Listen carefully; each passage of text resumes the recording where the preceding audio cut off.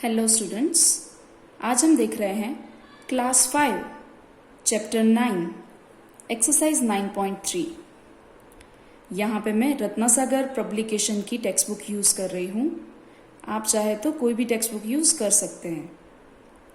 यहाँ पे हमें स्क्वायर एंड रेक्टेंगल के एरिया से रिगार्डिंग कुछ स्टोरी सम्स दिए हुए हैं। यहाँ पे हमें पहचानना है कि कौन सा शेप है और उसके हिसाब से हमें एरियाज ढूंढने हैं और उससे रिगार्डिंग कुछ और चीज़ें। तो शुरू करते हैं। क्वेश्चन हम यहाँ पे रीड करके समझेंगे एंड देन उसे नोटबुक में सॉल्व करेंगे। शुरू करते हैं। सबसे पहला क्वेश्चन है, find the area of a wall of a classroom 4.5 metre high and 6 metre wide. यानी कि यहाँ पे एक क्लासरूम की वॉल है जिसकी हाइट 4.5 मीटर है एंड विड्थ 6 मीटर है। अब हम सबको पता है जब दो डायमेंशन अलग अलग हो, यानी कि हाइट एंड विड्थ, या तो फिर आप इसे लेंथ और ब्रेथ के तौर पे भी ले सकते हो। जब लेंथ और ब्रेथ अलग अलग हो तब हम पहचान सकते हैं कि वो वॉल का शेप कौन सा होगा। तो वो शेप होगा रेक्टेंगल शेप, राइट। यानी कि वॉल रेक्टेंगुलर होगी। तो यानी कि यहाँ पे हमें रेक्टेंगल के एरिया का फॉर्मूला यूज करना होगा। डायमेंशंस हमारे पास है, यानी कि हाइट और विड्थ, या तो फिर आप इसे लेंथ और ब्रेथ के तौर पे भी ले सकते हो। तो देखते हैं हमारी नोटबुक में। सो यहाँ है हमारी नोटबुक जिसमें मैंने कुछ बेसिक इंस्ट्रक्शंस लिख के रखी है सम के बारे में। जैसे कि क्वेश्चन 1 के आंसर यहाँ पे मैं शुरू कर रही हूँ, जिसमें हमसे कहा गया है अ रेक्टेंगुलर वॉल। हमने कैसे पहचाना वो हम टेक्स्ट बुक में पहले ही देख चुके हैं, राइट। सो वॉल रेक्टेंगुलर शेप की है, उसकी हाइट है 4.5 मीटर एंड विड्थ है 6 मीटर। तो हम यहाँ पे ढूंढेंगे एरिया ऑफ द वॉल और हमें कौन सा फॉर्मूला यूज करना है, लेंथ मल्टीप्लाई बाय ब्रेथ। लेकिन क्योंकि यहाँ पे हमारे पास हाइट एंड विड्थ है तो हम उसे h मल्टीप्लाई बाय w, यानी कि हाइट और विड्थ का मल्टीप्लिकेशन करेंगे। ओके, सो यहाँ पे हमें करना है 4.5 मल्टीप्लाई बाय 6। यहाँ पे डेसिमल नंबर है। अगर आपको इसका मल्टीप्लिकेशन नहीं आता है तो मैं यहाँ पे सिखा देती हूँ रफ में कि आपको क्या करना है। 4.5 को एज अ 45 ही ले लेना है और उसका 6 से मल्टीप्लाई करना है। ओके, सिंपल मल्टीप्लिकेशन आप अच्छे से जानते हैं। 6 5 are 30, यहाँ पे 3, 6 4 are 24 प्लस 3 27।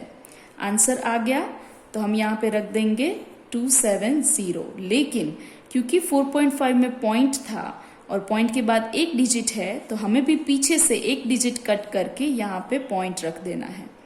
ओके, तो इसी तरह से सिंपल मल्टीप्लिकेशन के तौर पे ही यहाँ पे डेसिमल मल्टीप्लिकेशन भी हो जाएगा। तो 27.0 और हम यहाँ पे यूनिट लगाना नहीं भूलेंगे जो कि हो जाएगा स्क्वायर मीटर। ओके, तो हमें पता चल गया कि एरिया ऑफ द वॉल होगा 27.0 स्क्वायर मीटर। ओके, तो इस तरह से हमारा फर्स्ट क्वेश्चन सॉल्व हो गया। अब देखते हैं क्वेश्चन 2, जिसके लिए हम वापस देखेंगे हमारी टेक्स्ट बुक में। सो वापस देखते हैं टेक्स्ट बुक में। यहाँ पे क्वेश्चन है, find the area of the top of a square table whose each side is 80 centimetre. वैसे तो हमें यहाँ पे शेप बता दिया है कि एक स्क्वायर टेबल है। उस स्क्वायर टेबल की साइड भी बता दी है जो कि है 80 सेंटीमीटर उसकी, और क्योंकि स्क्वायर है तो उसकी सारी साइड सेम होगी। हमें उस स्क्वायर टेबल के टॉप का एरिया ढूंढना है, राइट। तो टॉप सरफेस जो होगी वो भी स्क्वायर ही होगी ऑब्वियसली। तो हम उसका एरिया ढूंढने के लिए यहाँ पे स्क्वायर के एरिया का फॉर्मूला यूज करेंगे। तो देखते हैं हमारी नोटबुक में। सो देखते हैं यहाँ पे मैंने कुछ बेसिक इंस्ट्रक्शंस लिख के रखी है। जैसे कि स्क्वायर टेबल, उसके टॉप ऑफ द टेबल की हमें बात करनी है, जिसकी साइड हमें बता दी है, side is equal to 80 centimetre. तो हम आसानी से ढूंढ लेंगे area of the top of the table is equal to, क्योंकि मेरे पास जगह नहीं तो मैं नीचे लिख रही हूँ, साइड मल्टीप्लाई बाय साइड। क्योंकि स्क्वायर है तो उसकी दोनों साइड का मल्टीप्लिकेशन ही एरिया का फॉर्मूला है, राइट। साइड है हमारी 80 सेंटीमीटर, तो 80 मल्टीप्लाई बाय 80 आंसर आ जाएगा 6,400 स्क्वायर सेंटीमीटर। एरिया का यूनिट लगाना आपको भूलना नहीं है। ओके, तो इस तरह से मेरा आंसर आ जाएगा और हमें पता चल जाएगा कि टेबल के टॉप का एरिया कितना होता है। सो यहाँ पे क्वेश्चन 2 भी हमारा खत्म होता है। अब आगे देखते हैं क्वेश्चन 3, जिसके लिए अगेन हम अपनी टेक्स्ट बुक में देखेंगे। सो जैसे कि हम देख सकते हैं हमारी टेक्स्ट बुक में क्वेश्चन नंबर 3, जिसमें हमसे कहा गया है what will be the cost of moving grass in a rectangular field of dimensions 240 metre by 120 metre at the rate of ₹10 per square metre. यानी कि हमें कॉस्ट ढूंढनी है। क्या कॉस्ट ढूंढनी है? Moving grass. एक बात ध्यान रहे, मूविंग ग्रास का मतलब होता है ग्रास की कटाई। जैसे कि यहाँ पे भैया ग्रास को कट कर रहा है मशीन से, तो बस उसी को बोलते हैं मूविंग ग्रास। ग्रास को मूव करना, कटिंग करना उसका, ठीक है। तो यहाँ पे हमें ग्रास कट करना है। कहाँ पे? इन अ रेक्टेंगुलर फील्ड। एक रेक्टेंगुलर फील्ड है, यानी कि फार्म है जहाँ जिसका शेप है रेक्टेंगुलर। तो हमें यहाँ पे शेप बता दिया है। तो एक रेक्टेंगुलर फील्ड के अंदर सारा जो ग्रास है उसको हमें कट करना है, और उसके लिए हमें पता होना चाहिए कि फील्ड का एरिया क्या है, राइट। लेकिन हमें यहाँ पे फील्ड की डायमेंशन यानी कि लेंथ और ब्रेथ बताई है। डायमेंशन का मतलब है उसकी लेंथ एंड ब्रेथ। तो यानी लेंथ हो गई 240 मीटर एंड ब्रेथ हो गई 120 मीटर। ओके, तो लेंथ एंड ब्रेथ हमें दी हुई है, हमें एरिया ढूंढना है और फिर उसका रेट के हिसाब से मल्टीप्लिकेशन करके कॉस्ट ढूंढना है। क्योंकि 1 स्क्वायर मीटर का कॉस्ट है 10 रुपीज, तो पूरे फील्ड का ग्रास कट करने के लिए कितनी कॉस्ट होगी वो हमें ढूंढनी है। ओके, तो सॉल्व करने के लिए देखते हैं हम हमारी नोटबुक में। सो देखते हैं हमारी नोटबुक में, यहाँ पे मैंने कुछ बेसिक इंस्ट्रक्शंस लिख के रखी है, बेसिक इन्फॉर्मेशन जो सम के बारे में है।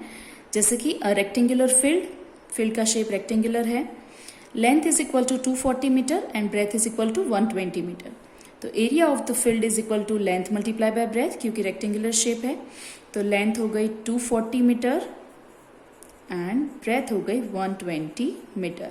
आप चाहे तो रफ में इसका मल्टीप्लिकेशन कर सकते हैं, मैं यहाँ पे डायरेक्ट मल्टीप्लिकेशन रख रही हूँ। तो 288 0 पीछे लग जाएगा, यहाँ पे आंसर आ जाएगा 28,800 स्क्वायर मीटर। ये हो गया फील्ड का एरिया।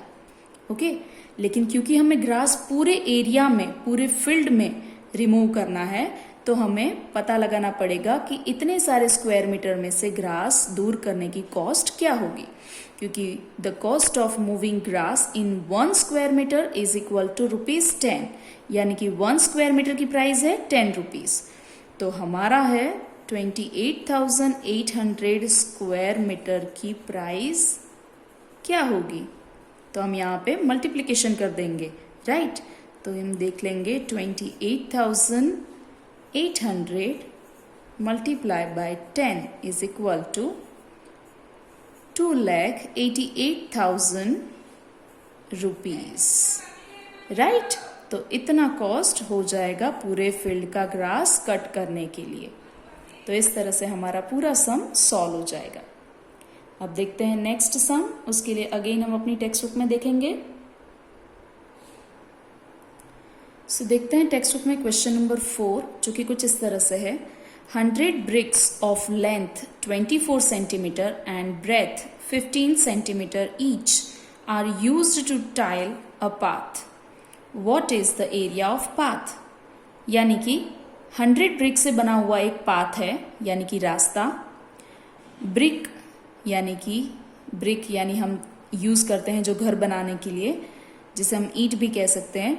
तो ब्रिक का शेप हमें पहले तो पता लगाना पड़ेगा, जिसकी लेंथ है 24 सेंटीमीटर एंड ब्रेथ है 15 सेंटीमीटर, यानी कि लेंथ और ब्रेथ अलग अलग है। तो इसका मतलब हुआ कि ब्रिक का शेप रेक्टेंगुलर है, और हम फिगर में भी देख सकते हैं, राइट।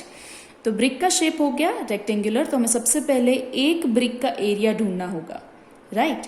फिर हमें ढूंढना है एरिया ऑफ पाथ, यानी कि पूरे पाथ का एरिया। लेकिन पाथ में कितनी ब्रिक्स हैं? 100। तो हम नंबर ऑफ ब्रिक्स यानी कि 100 को मल्टीप्लाई कर देंगे ब्रिक के एरिया से, जो कि हम पहले ही ढूंढ लेंगे। ओके, तो हमें पाथ का एरिया मिल जाएगा। सो इस सम के लिए हम वापस देखते हैं अपनी नोटबुक में। सो देखते हैं यहाँ पे नोटबुक में कुछ बेसिक इन्फॉर्मेशन मैंने लिख के रखी है, जैसे कि रेक्टेंगुलर ब्रिक का शेप रेक्टेंगुलर है जिसकी लेंथ है 24 सेंटीमीटर एंड ब्रेथ है 15 सेंटीमीटर। तो area of the brick is equal to length multiply by breadth. तो लेंथ हो गई 24 सेंटीमीटर एंड ब्रेथ हो गई 15 सेंटीमीटर। इन दोनों का डायरेक्ट मल्टीप्लिकेशन करके आंसर रख रही हूँ 360 स्क्वायर सेंटीमीटर, राइट। तो इन दोनों का मल्टीप्लिकेशन हो जाएगा 360 स्क्वायर सेंटीमीटर, यानी कि ब्रिक का एरिया हमें पता चल गया। अब हमें ढूंढना है एरिया ऑफ द पाथ, लेकिन पाथ की ना ही हमारे पास लेंथ है और ना ही ब्रेथ। तो देखते हैं area of the path is equal to number of bricks multiply by area of the brick, right. क्योंकि पाथ में कुछ ब्रिक्स बिछाई गई है और ब्रिक का एरिया हमें पता है, तो हम देख सकते हैं कि नंबर ऑफ द ब्रिक्स कितनी है 100 and area of the brick जैसे कि हमने अभी अभी ढूंढा जो कि है 360 स्क्वायर सेंटीमीटर। तो इन दोनों का मल्टीप्लिकेशन हो जाएगा 36,000। तो इतना उसका एरिया हो जाएगा, यानी कि पाथ का एरिया कुछ 36,000 स्क्वायर सेंटीमीटर जितना हो जाएगा। तो इस तरह से हमें पूरा एरिया पता चल जाएगा। ओके, सो ये सम भी यहाँ पे कंप्लीट हुआ। अब आगे के सम के लिए मैं अलग से वीडियो बना रही हूँ, तो आप लोग देख सकते हो, ठीक है। आपको ये सारे सम की प्रैक्टिस करनी है। Thank you everyone.